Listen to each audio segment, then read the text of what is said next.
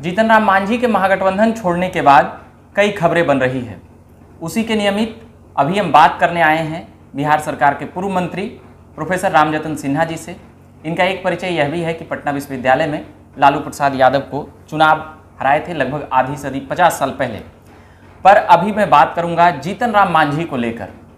जीतन राम मांझी ने सर महागठबंधन को छोड़ दिया है। कहा यह जा रहा है कि बीजेपी वाले सब कुछ करा रहे हैं। इसको कैसे देखते हैं?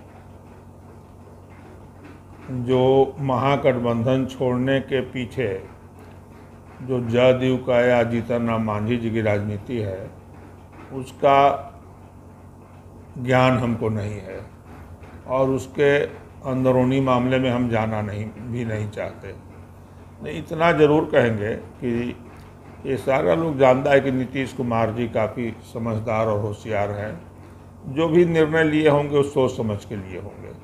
लेकिन जब उन्होंने उनको कह दिया एक मुलाकात में, जो जीतन राम मांझी के माध्यम से खबर आई है, कि आप मर्ज कर जाइए, नहीं तो आप महागठबंधन छोड़ के चले जाइए, उतना काफ़ी था। ये बात नीतीश कुमार जी की ओर से खबर नहीं आई, लेकिन उनके अगल बगल के जो लोग हैं, जिस भाषा का और ख़ास करके जिस टोन का इस्तेमाल किया है, शायद तो नहीं होता तो नीतीश कुमार जी के नेतृत्व के लिए उचित होता। जैसे विजय कुमार चौधरी जी ने इस पर कोई नकारात्मक प्रतिक्रिया नहीं दी, लेकिन कुछ लोग नीतीश कुमार जी के इमेज को बढ़ाने के लिए या नीतीश कुमार जी के नज़रों में अपना इमेज हाई करने के लिए, जदयू के राष्ट्रीय अध्यक्ष या कोई नहीं, हम नाम क्यों लें, ऐसी भाषा का इस्तेमाल करते हैं। शायद नहीं करते तो वो अच्छा होता। इसे जीतन राम मांझी जी को काफ़ी फायदा हुआ। जीतन राम मांझी जी चुपचाप महागठबंधन छोड़ देते नीतीश जी के कहने पर, तो इनको कोई बहुत बड़ा ब्रेक नहीं मिलता जीतन मांझी जी को। लेकिन उस टोन और लैंग्वेज के कारण हम लोग के इलाके में, पूरे मगध क्षेत्र में, मांझी समाज में, भूमिहार समाज में, इन दोनों में काफ़ी रोष है। जो ये रोष हाल फिलहाल में राजनीति में ऐसा देखने को नहीं मिला। तो सर, और मांझी एक मजबूत नेता, सशक्त नेता बन करके उभरे हैं, जो शायद मुख्यमंत्री बनकर भी इतना सशक्त नहीं दिख पाते थे। इसमें कतई दो राय नहीं हो सकती कि मगध के क्षेत्र में आज मांझी समाज के जीतन राम मांझी जी, श्री जीतन राम मांझी जी एक अनडिस्प्यूटेड लीडर हैं। और आज केवल मांझी समाज के ही नहीं, बल्कि मांझी और भूमिहार दोनों समाज के यूनाइटेड नेता बन गए हैं। भूमिहार समाज के कैसे बने सर? थोड़ा सा इसमें बन गए हैं। भूमिहार समाज उससे व्यथित है। भूमिहारों के साथ उनका पहले भी रिश्ता रहा है। इस समाज के लिए मुख्यमंत्री के रूप में इन्होंने कई काम भी किया। जनप्रतिनिधि के रूप में भी उनकी कमजोरी इस समाज के लिए रही है। लेकिन इन दोनों के अलावा ब्राह्मण और राजपूतों में भी मुख्यमंत्री के सहयोगियों के टोन, तेवर और लैंग्वेज का व्यापक प्रतिक्रिया हुआ है। ये बात हम आपको बता सकते हैं। इसे बियॉन्ड हमारा इसमें कोई बहुत बड़ा दिलचस्पी नहीं है। सर, तो इसमें जो एक बातें आ रही है कि मांझी ने छोड़ा महागठबंधन को या उन्हें छुड़वाया गया, तो ये बातें क्लियर हो गई कि नीतीश कुमार ने छुड़वाया, मतलब एक तरह से हटा दिया मांझी को। वो दो तरह से। एक तो जीतन राम मांझी जी ने कहा कि हम मुख्यमंत्री जी के यहाँ गए मिलने के लिए और सारी बातें रखी, तो उन्होंने कहा कि आप या तो अपने पार्टी को इसमें मर्ज कर दीजिए या बाहर चले जाइए महागठबंधन से। और दूसरी ओर इनके लोगों ने कहा कि ये महागठबंधन छोड़ दें तो ज़्यादा अच्छा रहेगा और उनके बेटे को भी मंत्री पद से इस्तीफा कर देना चाहिए। तो ये दोनों बातें मिलती है। तो इसका मतलब है कि मांझी छोड़े नहीं, मांझी को इन लोगों ने छुड़वाया। तो इसका कोई बहुत समझदारी की बात इसमें नहीं दिखती है। मांझी किसी के लिए आज के डेट में असेट होते हैं, लाइबिलिटी नहीं है। ये बात बिल्कुल स्पष्ट है। आप जानते हैं कि विगत चुनाव में हमने मांझी जी के जो दामाद हमारे मखदूमपुर विधानसभा से लड़ रहे थे, मैंने सख्त विरोध किया था। अलग बात है, हमारा कोई बहुतरेपट उनसे नहीं है, लेकिन जो प्लस पॉइंट उसमें है उसको कोई नज़रअंदाज नहीं कर सकता। मतलब कि मांझी की अभी कह सकते हैं जो जीतन राम मांझी हैं उन सीधे तौर पे मिले थे अमित शाह से जीतन राम मांझी। इसको लेकर भी बिहार की सियासी गलियों में यह हो चला था और जीतन राम मांझी ने ये बजाते मीडिया के माध्यम से काफ़ी पुरजोर तरीके से 5 सीटों का मांग और दावा किए थे कि हम लोग 5 सीटों की बात रखते हैं और ये अपनी तैयारी है उनकी। देखिए, मांझी जी मिले अमित शाह जी से, क्या बंद कमरे में बात हुई हो तो बातें बाहर नहीं आई। उसके पहले भी प्रधानमंत्री से और गृह मंत्री से वो मिलते रहे हैं।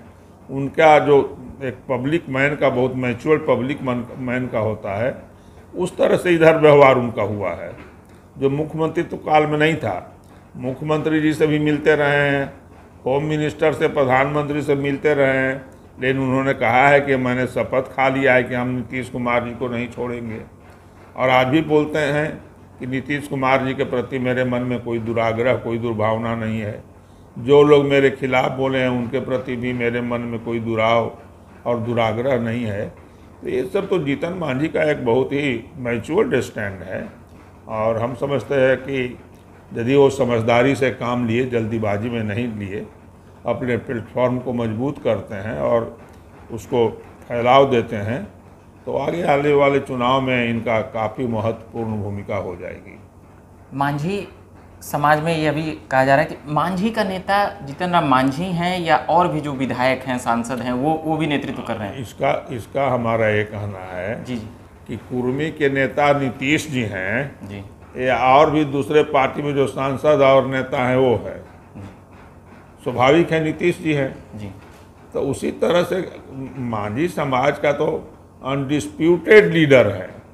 और आज हम कह सकते हैं कि आज वो मगध के इलाके में भूमिहार के, ब्राह्मण के, एक सेक्शन ऑफ राजपूत के, अति पिछड़ा के, सबके नेता मांझी बन चुके हैं। मतलब फॉरवर्डों का भी विश्वास जीत चुके हैं। हाँ, जीत चुके हैं बिल्कुल। मगध के क्षेत्रों में मैं एक उदाहरण देता हूँ। कल हमसे एक आदमी ने बात कहा कि मैंने एक मेल किया था कि अमुक गांव में बिजली का तार कटा हुआ है, और वो एक प्रोफेसर थे, एक प्रोफेसर हैं, तो फिर इसके बहुत नामी गिरामी प्रोफेसर है, उनके ससुराल में तार कट गया था।